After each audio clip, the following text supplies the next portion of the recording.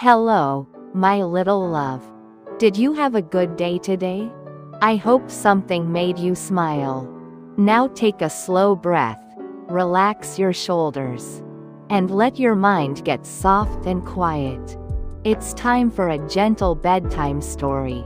Long, long ago, in a land of rolling green hills and crystal clear streams, there lived a young man named Orpheus. He had gentle eyes the color of warm honey and hair that curled softly around his face like the petals of a flower. But what made Orpheus truly special was his music. He played a lyre, a beautiful instrument with golden strings that sparkled in the sunlight, and when he played, the whole world seemed to stop and listen. Orpheus's music was unlike any other. When he sat beneath the old olive trees and strummed his lyre, the birds would gather on the branches above him, tilting their heads and chirping along. Deer would step quietly from the forest, their dark eyes wide with wonder. And even the flowers seemed to sway more gently in the breeze, as if they were dancing to his melodies. The music that came from Orpheus's lyre was filled with so much love and beauty that it made people feel peaceful and happy. When someone was sad, his songs would comfort them like a warm hug. When someone was worried, his music would calm their racing thoughts like a soft blanket settling over them. In the same village lived a young woman named Eurydice. She had a laugh like tinkling bells and loved to walk through the meadows, gathering wildflowers and talking to the butterflies. Her favorite place was a grove of willow trees near a quiet pond, where the water was so still it looked like a mirror reflecting the sky. One day, Orpheus was playing his lyre by that very same pond when Eurydice came to gather flowers. She heard the music drifting through the air, gentle and sweet, and followed the sound until she saw Orpheus sitting on a smooth rock, his fingers moving gracefully over the strings. The music he played seemed to be made of starlight and morning dew, of soft breezes and the whisper of leaves. Eurydice stood very still, listening, and when the song ended, she smiled at Orpheus. "That was the most beautiful thing I have ever heard," she said softly. Orpheus looked up and saw her standing there with flowers in her arms, and he smiled back. From that day on, they spent every afternoon together. Orpheus would play his music while Eurydice danced among the wildflowers. And they would talk about their dreams and hopes as the sun painted golden patterns through the trees. As the seasons turned from spring to summer, their friendship grew into something even more wonderful. They loved each other dearly and decided to be married. The wedding was held in a beautiful garden where white roses climbed over arches and lanterns hung from the trees, glowing like captured stars. All their friends and family gathered to celebrate, and Orpheus played the most joyful songs on his lyre, music that made everyone want to dance and laugh. Orpheus and Eurydice were so happy together. They lived in a cozy cottage with a red door and windows that looked out over the hills. Every morning they would wake to the sound of birds singing, and every evening they would watch the sunset together, holding hands as the sky turned colors of peach and lavender and gold. But one day, something sad happened. Eurydice was walking through a meadow, her arms full of flowers, when she stepped on something hidden in the tall grass. It was a snake, dozing in the warm sun. Startled, the snake bit her ankle before slithering away. The bite made Eurydice feel very sleepy and strange, and she lay down in the soft grass, feeling herself drift away like a leaf floating on water. When Orpheus found her, she was already gone to a faraway place, a place beyond the world of sunshine and laughter. She had traveled to the underworld, the realm where spirits went to rest when their time in the living world was complete. It was not a scary place, but it was very far away, separated from the world above by a great distance. Orpheus felt a sadness so deep it was like a heavy stone in his heart.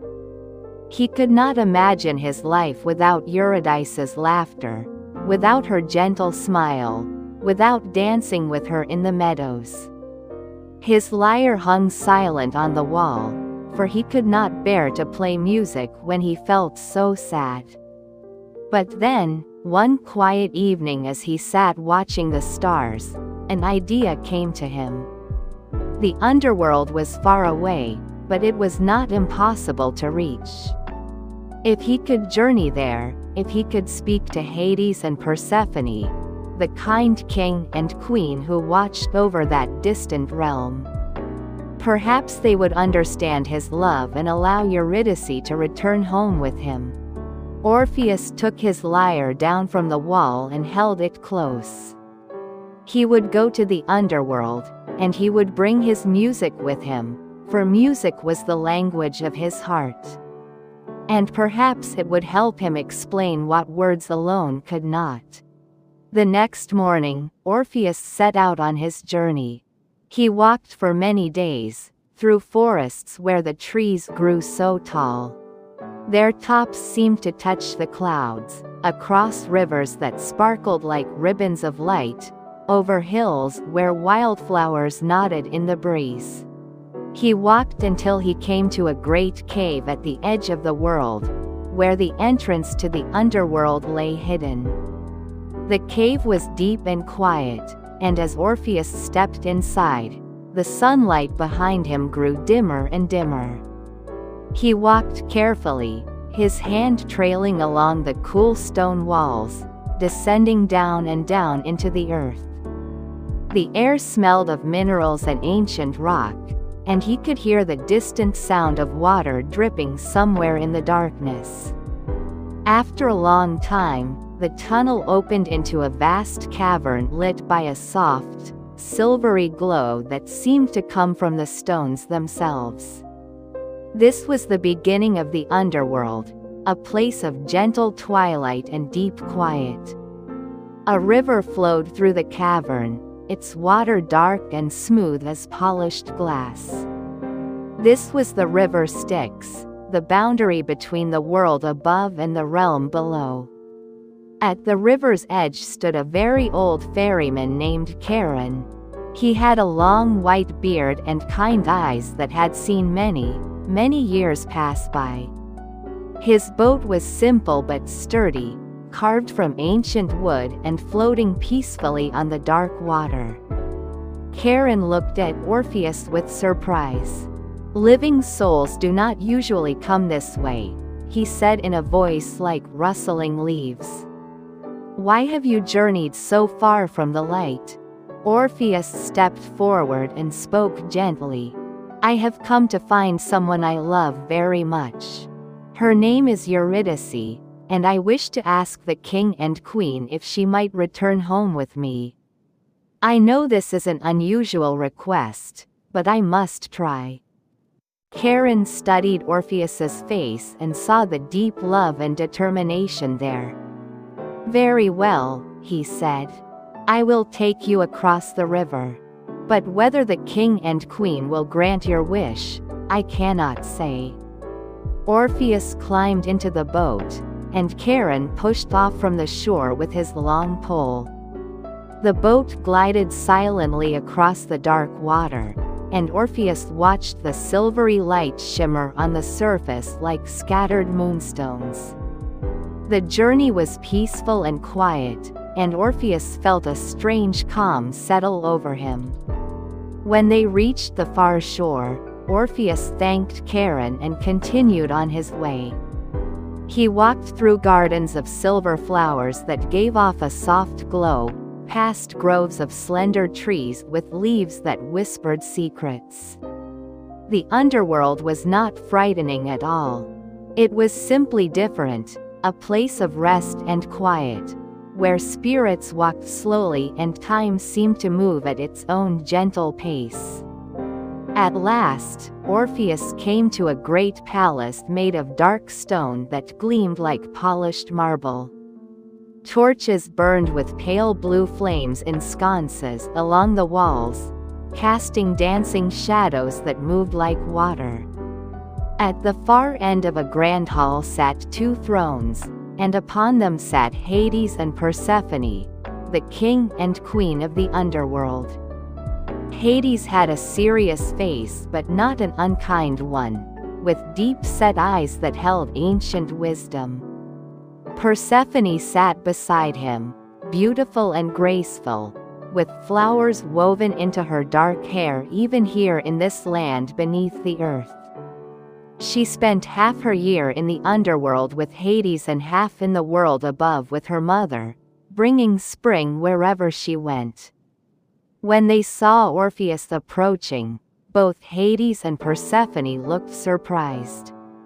It was rare indeed for a living person to come to their realm. Orpheus bowed respectfully and said, "Great king and queen, I have come to ask for your kindness and understanding.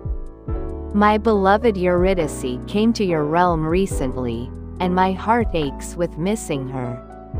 I know it is not usual for spirits to return to the world above, but I am asking if you might consider allowing her to come home with me."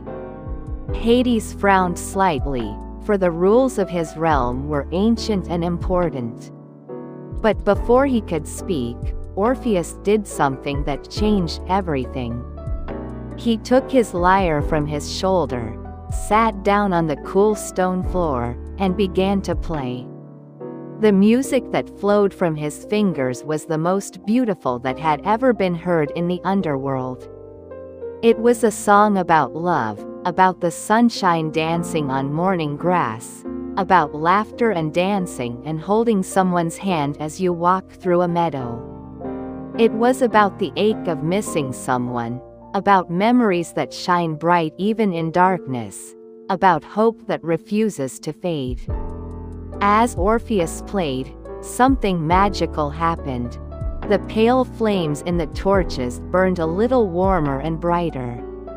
The silver flowers in the gardens outside began to sway gently. Spirits who had not smiled in ages felt their lips curve upward.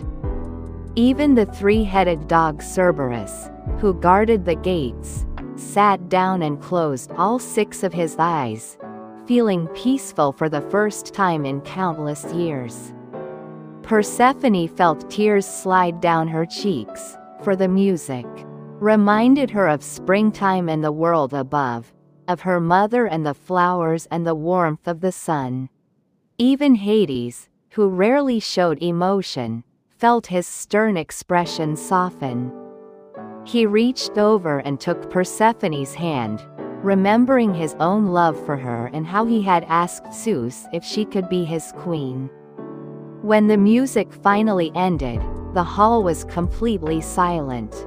Everyone who had heard it felt changed somehow, gentler and more open, as if their hearts had been reminded of something important they had forgotten. Hades spoke, and his voice was softer than before. "Orpheus, your music has touched even this ancient realm. I have never heard anything so beautiful, so filled with genuine love. Persephone and I understand what it means to love someone deeply, to wish for nothing more than to be together." Persephone nodded, squeezing her husband's hand. "Your love for Eurydice is true and pure. We can see that." Hades stood from his throne and looked at Orpheus with respect. "I will grant your request. Eurydice may return with you to the world above. But there is one condition, one challenge you must accept." Orpheus stood as well, his heart beating fast with hope. "I will do anything," he said. "The journey back to the surface is long," Hades explained. "Eurydice will walk behind you, following you through the tunnels and caverns that lead upward. But you must not look back at her. You must not turn around to see if she is there. No matter how much you want to. No matter how uncertain you feel. You must trust that she is following you. Only when you have both emerged completely into the sunlight of the world above can you look at her. If you turn around before then, she will return here immediately, and the chance will be lost forever. Orpheus felt a flutter of worry in his chest. It would be so hard not to look back, not to make sure Eurydice was truly there. But he nodded firmly. I understand. I will not look back.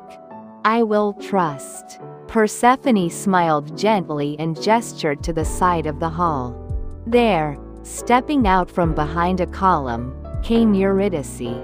She looked just as Orpheus remembered, with her kind eyes and gentle smile. When she saw him, her face lit up with joy and love. Orpheus, she said softly, her voice filled with happiness and relief. Orpheus wanted so badly to run to her, to hold her, to look at her face. But he remembered the condition. He smiled at her and said, Eurydice, my love, we are going home.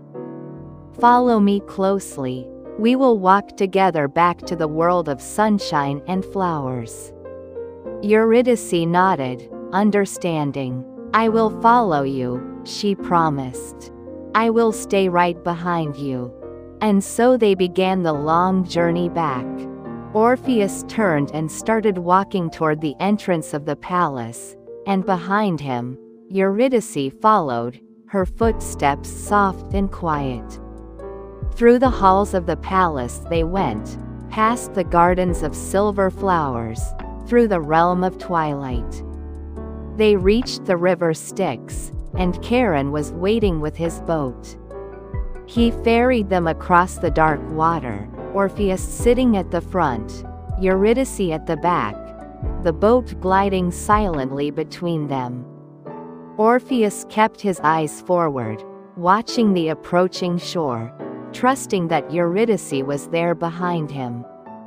They reached the tunnel that led upward, and they began to climb. The path was steep and winding, and Orpheus walked carefully, listening for Eurydice's footsteps behind him. Sometimes he could hear them clearly, the soft sound of her shoes on the stone. Other times the sound seemed to fade, and doubt would creep into his heart. Was she still there? What if something had gone wrong? What if she had stumbled and fallen behind?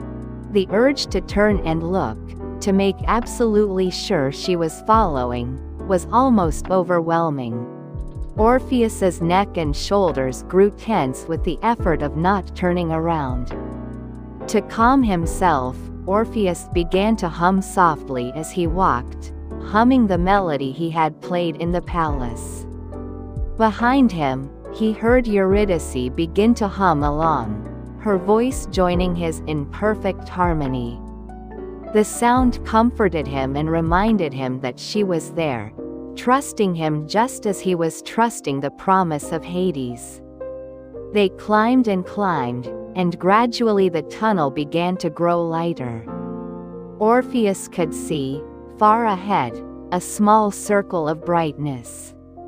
It was the entrance to the cave, and beyond it, the world of sunlight and life. His heart soared with hope and joy. They walked on, and the circle of light grew larger and brighter.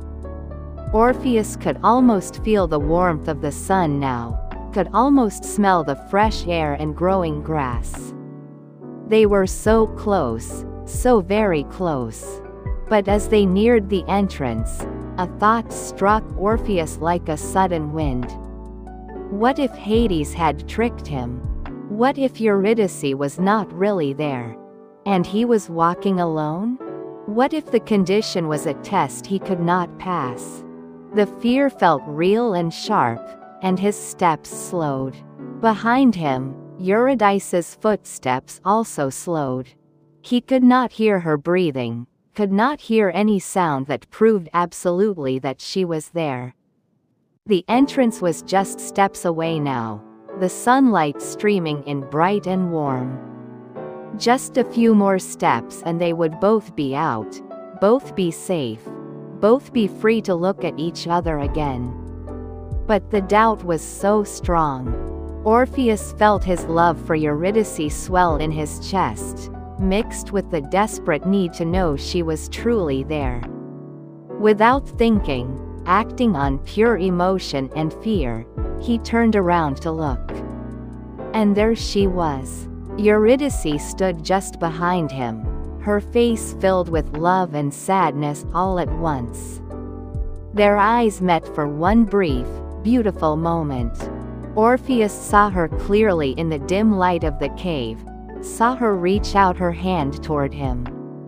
But even as he realized his mistake, even as he tried to reach back for her, Eurydice began to fade. She became transparent, like morning mist when the sun touches it, and then she was gone. Pulled gently back to the underworld by the ancient rule that had been broken. Eurydice, Orpheus cried out, but his voice only echoed in the empty tunnel. She was gone. Orpheus stood there, his hand still outstretched, feeling a grief deeper than any he had known before. He had been so close. Just a few more steps and they would have made it. But he had not trusted enough. He had let fear overcome his faith, and now Eurydice was back in the underworld. For a long time, Orpheus could not move. Then, slowly, he turned and walked out into the sunlight. The world was just as beautiful as it had always been. The sky was blue, the grass was green, birds sang in the trees. But it all felt different now, colored by his sadness and his understanding. Orpheus returned to his cottage and sat in the garden where he and Eurydice had spent so many happy hours. For days, he sat there quietly, thinking about what had happened. His lyre lay beside him, but he did not pick it up. Then one morning, as the first rays of sunlight touched the flowers, Orpheus heard a whisper on the wind. It was so soft he almost missed it, but it sounded like Eurydice's voice, and it said, "Play your music, my love. Share the beauty you carry in your heart. That is how I will live on. That is how our love will continue." Orpheus picked up his lyre and held it close. Slowly, he began to play. The music that came from his fingers was different now. It was sadder, but it was also wiser. It spoke of love and loss, of hope and heartbreak, of the courage it takes to keep going even when things don't turn out the way we planned. From that day forward, Orpheus traveled throughout the land, playing his music for anyone who would listen. He played for people who were sad and needed comfort. He played for those who had lost someone they loved and needed to remember that love never truly dies. His music helped people understand that grief is part of loving deeply, and that even when we make mistakes or when things don't work out perfectly, the love we have shared continues to matter. The birds still gathered to hear him play. The deer still stopped to listen. And in the evening, when the first stars appeared in the sky, Orpheus would look up and feel that Eurydice was somewhere among those distant lights. Peaceful and resting, still connected to him through the music they both loved. Sometimes, on very quiet nights, when the wind moved gently through the trees and the moon was bright, people said they could hear two voices humming in harmony. One belonging to Orpheus and one that sounded like it came from the stars themselves. It was a gentle reminder that love does not end when people are separated, that beauty can come from sadness, and that music has the power to connect hearts across any distance. Orpheus never forgot Eurydice, and he never stopped playing his music. And though his story held sadness, it also held something important. It taught that love is worth the risk, that trying is better than not trying at all, and that even when we stumble or fail, we can still create something beautiful from what we have learned. The world continued to turn, seasons came and went, and Orpheus grew older and wiser. When his own time finally came to leave the world of sunlight, he went peacefully, and people say that he was reunited with Eurydice in a place beyond this world, where they could dance together again among eternal gardens, where no rules separated them, and where his music played forever in perfect happiness. And so the story ends not with despair but with hope, with the understanding that love transcends all boundaries, and that every act of courage and faith, even the ones that don't succeed in the way we hope, still matter and still change the world in beautiful ways. You did well today, my little love. Now let your eyes grow heavy, and let the night wrap around you like a soft blanket. Sleep well, sweet dreams, and rest deeply.